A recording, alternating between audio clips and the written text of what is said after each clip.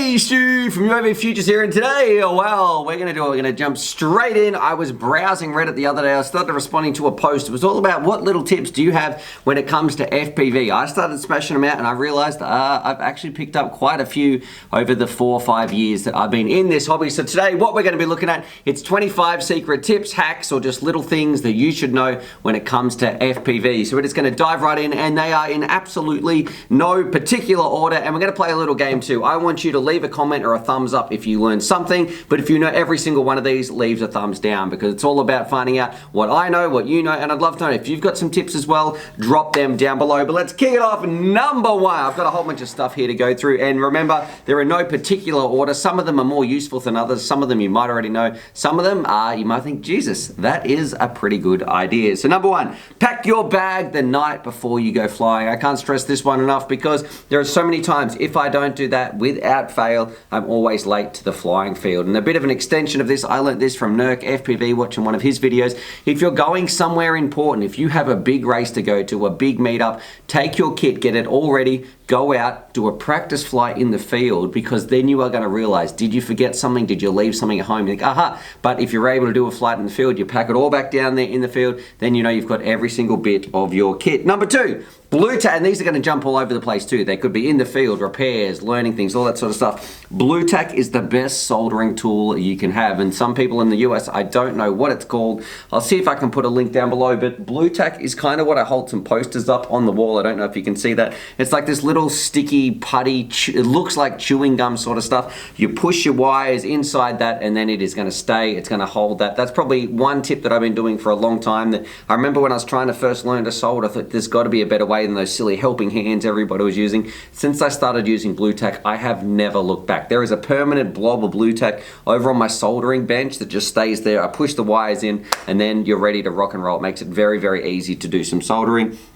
Number three, and this one's a big shout out to Mr. Steel. If you don't know who he is, definitely go check him out. But keep some spare screws and nuts in the top of your hex drivers. So we've got some hex drivers right here. These are some TBS ones, and the reason I like these is because you can take the top off, and then inside, this is a great place to keep some spare screws and spare nuts. And the beauty about it is if you have a whole complete set, you can keep your 2mm inside the 2mm ones, your 1.5, etc., inside their respective drivers. It's just an easy way to keep them sorted, so when you go out to the field, it's not taking up any extra space, but you've got a spare, a ton of spare little screws. Let me unlock this. Let's get back to this.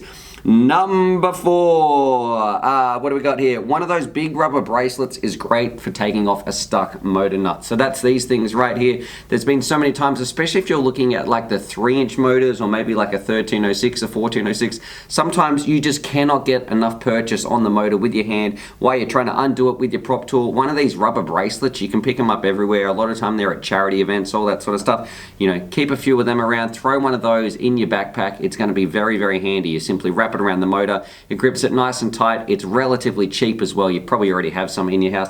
That is fantastic for taking off stuck motor nuts. Gives you a lot more purchase when you're trying to get it off. Number five, and I'm sure most people know this one, zip ties are absolutely worth it. Go buy the biggest bag of zip ties that you can. Get the big variety bundle where they're probably not going to cost you very much. For under like $5, you should be able to get all different sorts and sizes, and it doesn't have to look pretty when it comes to flying drones. The amount of times that zip ties have saved me, you might zip tie your Cameron, zip tie VTX on, whatever it's going to be, zip tie your balance lead up, whatever it is going to be, zip ties are absolutely critical. So there is a reason they're so popular in the world, and also in this hobby, they are just an absolute lifesaver. So you should always have, there's already some I can see in my flight kit as well. I just grabbed a random bunch, but you can see I've already got zip ties in there as well. And they're all scattered through my backpack. All right, I think we are, look at my face, you silly phone. Number six, and this is a big one. So, never trust auto scan. If you are one of those people, and I've seen some of my mates doing it, and don't worry, I have absolutely given it to them. They put their goggles on. What channel are you on? And I don't know, Jay. I'm being Jay right here. I think he would do this, and he's like, let me just have a look.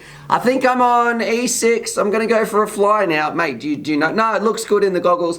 They go for a fly. Oh, I'm breaking up. Oh, I can't see anything. Oh, I've lost my video. I've crashed my drone. It's cost me a lot of money. Yeah, mate. Did you use auto scan? Because auto scan is like an absolute noob's trap. Never, ever, ever use auto scan. If you are going to be spectating, yeah, maybe you can do it. But if you are going to be flying the drone do not trust auto scan whatsoever. It is like jumping into a room, a big corridor. Imagine being in a hotel and you've got to pinpoint exactly what room your guest is staying at. And you just hear a voice down the hallway, blah, blah, blah, I'm over here. And you think, oh, okay, that you can hear them talking. Oh, I'm going to guess it's in room 10, I don't know, room 12. I can hear it there. That's kind of the same sort of thing. You need to be able to pinpoint it down. You've got OSD. You can go into your drone, have a look at the OSD. It'll say, oh, look, I'm on F2. It'll tell you the exact frequency, whether you're using the smart audio on the Tramp or the what's the other one, or the TBS. It's exactly the same. So you have a look at that. Oh, F2, I know what that is. You cycle through on your goggles, I'm on F2. You know what the drone's on, you know what your goggles on. There is no reason ever to use auto scan if you are going to go flying. It is a noob trap. You're going to be asking for trouble, and you might be saying, oh, it's worked for me in the past. Oh, it's pretty accurate. Yeah, but there's going to be that time that it's not, and it's going to cost you some money. If you are using auto scan, you're dumb. It's just not doing the right thing. So that is a huge tip that I cannot stress enough. All right, next one. If you can afford it, have a field set of tools and a bench set of tools, and try to never mix them up. So I have this set of tools here, and I'm a bit guilty because I have been mixing and matching, and I often do it. But what I would try to advise is, if you can afford it, like spend the extra $20 or something if you're really serious about flying. Get yourself a set of tools that it stays in your bag, and get yourself a bench set, and don't mix and match, because sometimes you're like, oh, I just need my prop tool. You're all set to go flying. What's happened? You've left it at home. If you've got a field set you only use in the field, you're never going to run into that circumstance. It's going to let you keep flying, all that sort of stuff. It's just a smart way of doing things, and you just got to have a little bit of discipline, which sometimes I lack, that try not to mix those up. But it's for those organized people, it's going to be a good idea. Radio what do we got here? Number 8, make up some adapters. So we've got here things like XT60, and I want to know too, how many of these do you know? So make sure you're going to be putting your comments down below, because we've got a few to get through, and they're going to help a lot of people. But number 8, make up, I think it was 8, make up some adapters. So look here, we've got one for doubling the battery voltage. I've got one from like an XT30 to an XT60, some to like JST, whatever it's going to be. These little adapters are absolutely crucial for you just keep them in your bag. You never know when you're going to need them. You might be like, man, I have a ground station here, that battery's flat, if only I had some other way to power it. Yep, Bob's your uncle. There you go. This happened the other day. We're out in the field, I was testing some new stuff, and I don't have the little adapter, the little thing that was meant to come with it. Don't worry, I've already got some of my own ones soldered up. I'll be able to use a different battery, power it, all that sort of stuff. It helps with voltages. You've got voltage in your batteries, so why not use that? All you have to do is make up a little adapter. I'll put some links to some little ones. You can probably buy them pre-made, or you can just solder them up yourself. I would just suggest buying a whole bunch of different plugs, putting a bit of wires between them. Bob's your uncle, you're away, off to the races. Cable is gonna save the day. Radio number 9, and speaking of adapters and cables, all that sort of stuff, this one is make sure you've got, and this one is if you're gonna make any adapter, make sure you've got a spare battery cable for your goggles, for your headset. There is nothing worse being out in the field. You have a full pack of batteries ready to go. You've got 10 lipos. You're gonna do some crazy bando ripping. All your friends are turned up. You're about to have a lot of fun. Oh, what's happening? My stupid Fat Shark goggle battery on the side of my head has gone flat, and you might not want to have to go out and buy a spare battery. Beauty about goggles like Sky Zones, if you make a little adapter like this, I think these ones are like $5 or something. I'll link this down below. You can simply use any battery. So you put this into the side, and you can use your drone batteries. You might have, I've got 10 batteries. I'll use one of those to power my goggles, and then it's still going to keep you going all the time. And the beauty about this cable as well, it also charges my TS100, so I can use this for a soldering iron, ready to rock and roll. So a goggle lead and spare goggle lead, some way to convert your drone batteries to be able to power your Fat Shark goggles or your Sky Zones, whatever it's going to be, is absolutely, as far as I'm concerned, one of the most useful adapters you can have in your kit. You've always got drone batteries to go and fly, so why not use them to power your goggles? That's another reason I love the Sky Zones too, because they take a huge battery voltage. Don't plug a 4S into your Fat Sharks if they can't take it, but I know for Sky Zones they absolutely can. All right, moving on, moving away from battery adapters. Number 10, throw some rope in your bag. It's the best way to get things out of the tree. So this has happened so many times where you might not be able to throw your water bottle, or whatever it is. The drone might be up very, very high. The best way I've found to get things out of the tree is to somehow get a rope over the top, whether you fly a drone over the top, whether you swing something like a lasso, with something on the end. I don't know what the actual technical term's called, and hoik the stick attached to the rope over the top of the tree. Once the rope goes over the top, get someone on the other end, get you on this end, start moving it back and forth, and it is gonna fall out of the tree. So that's the best way I've found of getting stuff out. And a good one too is often the clothesline rope you can get. It is very thin, but it's also very, very strong. So if you can find some like camping clothesline rope, it's great to keep in your bag. It's not big, it's not thick, it's light enough to be able to tie around a drone and fly it up over a tree. So yeah, clothesline rope is very, very good stuff. It's very strong. We've used it quite a few times in the past, especially after some other people called Jay also got my drone stuck in the tree. Actually, come on, unlock this silly stuff. Right here, what do we got? Number 11, I've got those tiny 1S packs for whoops. They're so cheap and almost disposable, and I'm going to get in a lot of heat for saying this, but these little 1S packs here, they are so cheap. So I'm going to say low quality most of the time. Look, who really cares? Fly these things till they fall out of the sky. Don't worry about looking after these lipos. I also charge my non-HV ones up to high voltage, and some people are saying that's dangerous. Well, yeah, it is. Maybe don't do that if you're super concerned, but it's going to shorten the length of the battery, the life of the battery, but they're so cheap and disposable anyway. You're going to be getting more flight times, more power out of them, and look, if they last a couple of weeks shorter, who cares? Just, I don't know, buy some more. So for that, that's what I'm going to recommend for Whoop pilots out there. To get more out of your Whoop batteries, just charge them up to HV, but be warned, it's not the safest, and also it will shorten the lifespan of your batteries. Moving on, number 12, staying on batteries. This is a good little tip, and I think I first heard about this from Sharpoo. A lot of people might not know who that king, that legend of FPV is, but big shout out to him. He was a huge inspiration for me in like 2015.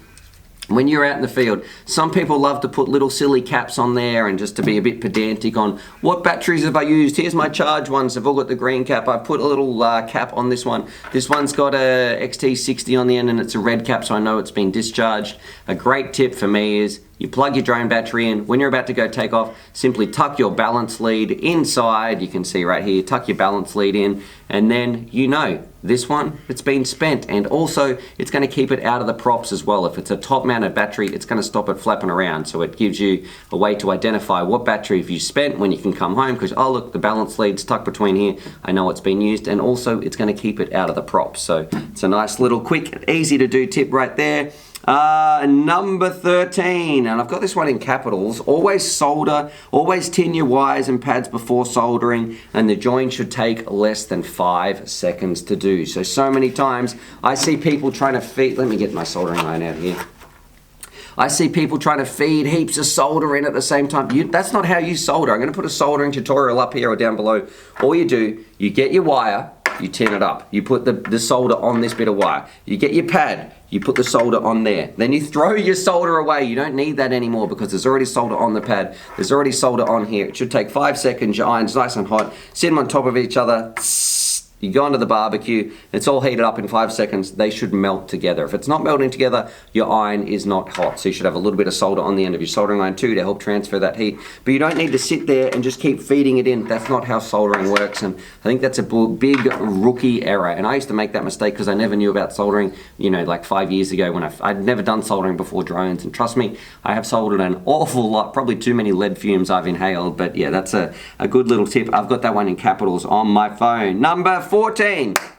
And I'm going to get some heat for this. Expensive brand name stuff is rarely worth the price tag, and the lowest low quality is usually not worth it either. You need to find a value range of stuff. So things like the Sky Zones, Onways, let's say we're talking about goggles, that is a fantastic place to be. If you are going to go out and buy some $40 FPV goggles, $30 FPV goggles, you're going to get a very, very poor experience. It's not going to reflect it. It could go for the same for like electronics or maybe ESCs or maybe a really, really $2 motor or something like that. It's not going to be your best bet. At the same time, you don't need to buy a $35 super signature signed motor that you're not going to notice the difference for 90% of the pilots out there. I'm going to say save your money. Just get something value-wise that, you know, I don't know, an Emax Eco would be a good example of that. It's like a $12 motor. It performs very, very well, and most people aren't going to notice the difference. And I'm going to especially say, especially if you're a beginner, yes, some pro pilots are going to notice the difference, but if you're a beginner, you just actually wasting your money. It'd be like giving me an F1 car and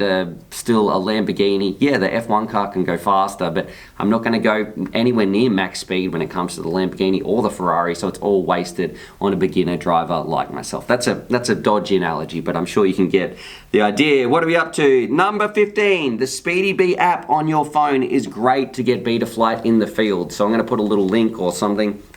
speedybee, it's essentially Betaflight. You can plug it in if you've got an Android just with an OTG cable straight into a USB, or there's even a little Bluetooth adapter for those people who are on iPhone. You plug this in and then you can connect up to Betaflight in the field. It saves things with like, oh, I forgot to do my mode switch, I forgot to do my mapping, whatever it's going to be. That is a great little tip. speedybee, fantastic on your phone. Every single pilot out there should have it. It's free. Go download that. Let's move on. And I'd be interested too, how many of these do you know? Have you learned anything yet? Number 16, flying with friends. Well, do not power up while you are in the air. A lot of people aren't used to this, especially if you're a solo pilot. I'm running out of breath here. You're all flying around. You're flying around all the time. You don't have to worry about other people thinking about what they're like in the air. But when you plug your VTX in, I'm going to pretend this is my VTX right here. When you plug your VTX in, it actually, while it's booting up, can spew out a range across a whole bunch of different frequencies, a range of frequencies, until it kind of warms up and locks into the channel that it's meant to be on. Do not do it. So if you plug in, it's going to blow somebody else out of the sky. It might only be for a second. You might only interrupt their video for half a second, but they might be shooting a gap between a tree, or you just don't know how it's going to interact with their drone. Do not do it, because that's all it takes, half a second to crash. You've cost them a lot of money. They're not going to invite you flying. Your mate's going to be quite upset at you. Everybody is just going to be worse off. So if you are plugging in, come on, unlock. Make it very, very clear to them. And a good little tip too, what I like to say is, look, I'm going to be plugging in. Give them a countdown. 5, 4, 3, 2, 1. They usually, you've got to set this up beforehand. When you say, you're right to plug in, I'm going to plug in 5, they will come and hover somewhere generally relatively close. So look, if it does go, they can just hit disarm, it'll fall out of the sky. It's not going to be shooting gaps. They're not going to be miles away. They don't have to go for a huge walk if you do that. So if you're flying with friends, please be considerate. Don't plug in while they're flying without giving them some warning and letting them get into the correct position to be able to fix it up if something goes wrong. Now, speaking of that, we've got here, do not pick random channels with mates and then look at the FPV feed and think, yep, that looks good enough to go fly. This is asking you to make a crash and get washed out. Know your frequencies. So this is another part that talked about people on auto scan, but Jay might say, I'm throwing Jay under the bus here. Jay Malice might say, I'm on A2, I'm on Fat Shark 2. Oh yeah, I can see it in my goggles, that looks good. Yeah, that's because both your drones are sitting here ready to take off, but trust me, when one of you gets further away than the other, you might find there is more interference than you realized, and those two channels might be clashing on some small level that wasn't apparent when the drone was very, very close to you. So know your frequencies, know what works well. And I can hear you saying, Stuart, well, what frequencies are there? What ones should I be using? I'm about to put a list on the screen. I'll just write them off right now. If you want to have 6 pilots up and flying and have your milliwatts fairly low, so if you're around 25 milliwatts, maybe 200, you might get away with it. These are the ones that I found work well with me. We have Raceband 1, Raceband 2, Fat Shark 2, Fat Shark 4, Raceband 7, and Raceband 8. Both of those have a good, I guess, spread across the spectrum, and there is no, I think it's intermodular distortion, which is a fancy name for those channels just doing all sorts of silly things. They are far apart, and they are spread apart in a way where they're not going to combine and interfere with third-party channels. So those channels, just trust me, it's a whole nother video on itself, but if you want to fly with mates, that's some good channels to look at. Number 8, and this one, I'm going to throw Trevor under the bus here. Don't land and then disarm. Use the disarm to drop and land the last few inches, because we have a bit of a joke with Trevor when he comes flying. He likes to come in, land his drone, and then he flicks the disarm switch to stop the motor spinning. And yeah, it's fine, do that. But this is what happens, I would say, half the time. He comes in, he hits something because it might have air mode. The drone's spinning around, breakdancing on the ground, cutting up all the props, and then he's going to disarm. Why are you doing that? What you should be doing, it's not like a car. You don't need to park it, then turn the engine off. All you need to do, you're coming in, get used to this. You're just about to land. You're about, I don't know, 10 inches or so away from the ground. Just flick the disarm switch so the motors are stopped. They're not even engaged. And then just let it drop that last tiny little bit. You should be disarmed before your drone touches the ground. So if you are landing and then disarming, you are doing it incorrectly.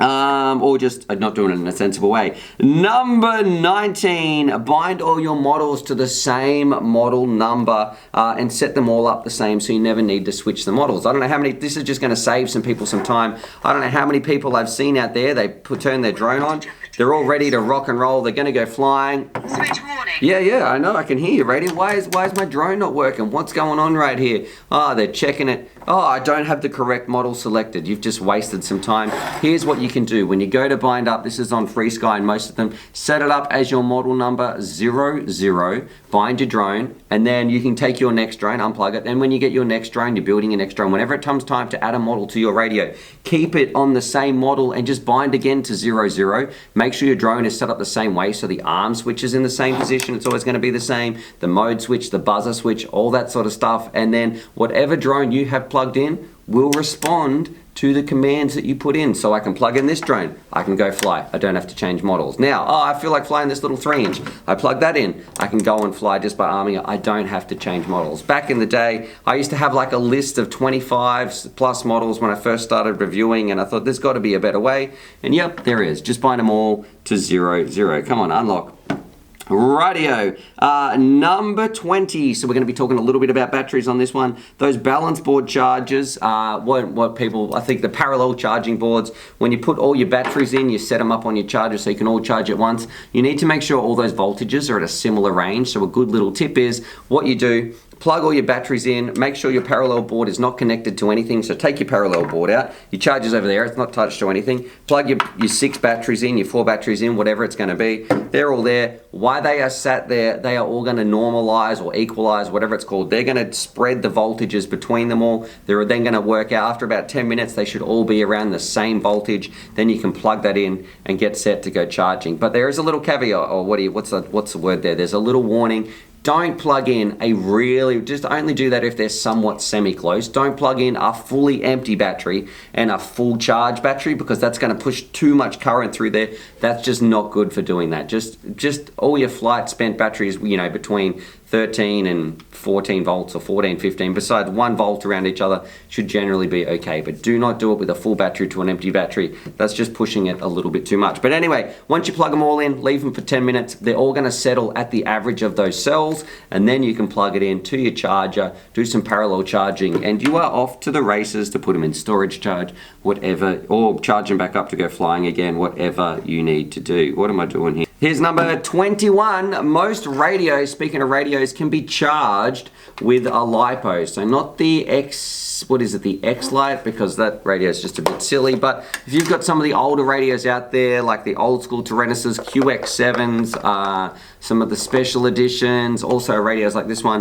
look, it does come with the, what am I using here, the Jumper T16. It does have a space that it comes with for 2 18-650s, but this little part right here, if you look at the voltage range on your radio, check the voltages, it's going to say something like, I don't know, 6 to 12 volts or 6 to 16 volts, 6 to 20, whatever it's going to be. If you've got that voltage range and you can get that by a 4S LiPo or a 3S LiPo, you can make a little adapter that will fit in there, and that voltage will power your radio. So you don't need to go and buy a brand name battery or an expensive battery that's been specifically made for it from that manufacturer. If you can find a voltage that it'll take, well then you're ready to rock and roll. Number 22, most radios, spring tension can be changed as well. So I didn't realize this when I first got my drone and I started flying around on my Tyrannus. You can actually open these up, change the spring tension. That's a fairly standard one, but look, some people might not know that. So if you like really loose springs or really or stiff springs, you can do that, tighten them up and make it so it suits you. And also there's a little ratchet feel which some people like, often on their throttle.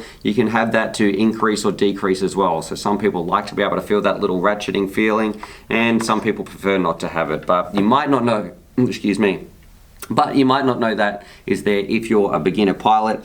Number 23, try to bind a Free Sky radio or any one where you have to hold down the button on, let's say you've got your little thing, you're trying to hold down that button, you've got it bound, and you get your battery, then you've got to plug your battery in. You kind of feel like you need 3 hands to do that. A good little tip, you can either get one of these little switches here, which makes it very easy. So then you can just be holding down the battery. This is all plugged into your battery in your drone, and you can flick the switch. Or the other one, which sometimes I do if I can't find this or it's not taking that sort of battery lead, whatever it is you can often power your receiver just simply by plugging in the USB. And I find plugging in the USB while holding down the button is usually a bit easier because you don't need to have the two ends of a lipo lead. You kind of need two hands to plug in a lipo, but if you just plug it in the USB, you can simply plug it in. It's going to bind up that way as well. And also when you go to check your receiver in the Betaflight tab, quite often having your receiver powered by USB is fine. You can still check that it's working, all that sort of stuff. And it's got the added benefit that your motors aren't going to accidentally spin up. Rightio, let's move on. We must be almost getting to the end. Number 24, taking off a C-clip, so trying to fix your motors. You might have a little C-clip in the bottom right here. If you haven't done it yet, it's going to happen to you one day where, okay, I need to replace the bell of this motor. How do I get it off? Well, you need to take the little C-clip that's on the bottom right here. You need to take that off. What you need to do is simply get a little pair of pliers, and if anybody's done this before and they haven't heard of this tip, good luck finding that thing again. These little buggers like to absolutely zoom, fly off, spring you and hit you in the eye. It lands on the carpet. You are never going to be finding this thing again, especially if your drone workshop or wherever you're doing it is as messy as most of the pictures I've seen out there. Do it inside a plastic bag. So get a clear plastic bag, put it over here. You can still work in here and get it off, but when it does spring off, it's only going to disappear into the plastic bag. And then you go, oh, look, there it is. It's not going to spring 4 meters across the room trying to look for a needle in a haystack. Good little, quick little tip right there. And number 25, so the last one on this list. I didn't realize this was going to take so long to get through all these, but I'm really hoping it's going to help some people. Set your arm angle to 180 because it is an absolute must, and make sure you've got flip after crash enabled on your drone. And the reason for this is not so you can simply take off when you're on the ground, but if you get stuck in a tree, quite often you can get it down by flipping that arm angle, revving the motors back and forth, giving a little bit of a spin, and if that doesn't work, flip it into crash mode, which reverses the prop, so maybe they'll detangle by going the other way. And look, that's just, it's saved my bacon quite a few times. So make sure your arm angle, it's an absolute must. It really helps with not only flipping over or just arming, taking off, just it's a great way to get out of the trees as well. So anyway, look, that was it. 25 tips, hacks, secrets that all FPV pilots should know. And here's the last one, number 26. What is your tip that I haven't covered? So if you've been watching this thing and you thought, right, here's a tip, put it down below, please, because I want to learn something. This channel is all about getting people flying, sharing this knowledge with them. There's a lot of things to cover right here, but I'm sure you wonderful people out there in FPV know some things that this is the chance to share it. Let's share this info. So if you have a secret little tip that really helps you guys out, please put it in the comments down below. Hope you guys enjoyed this video. Definitely thumbs up or something like that if it did help you out. Play that game. If you learned nothing, hit the thumbs down. If you learned at least one thing, hit the thumbs up. I'd love to know. Let's see if I did teach some people some things in this video. And also, huge shout out if you do want to support this channel and become a wonderful patron and help me make videos like this, I'll put the link down below as well for that, because I couldn't do this channel without their support. So if you found this useful and think, you know what, I wouldn't mind supporting Stuart for $2 a month or something like that, the link is down below there. So anyway, that's enough talking from me, enough rambling. Subscribe for more FPV related content. Hopefully you like this video and it helps some pilots out there. And as always, happy flying, especially with some of these little tips. Anyway, happy flying.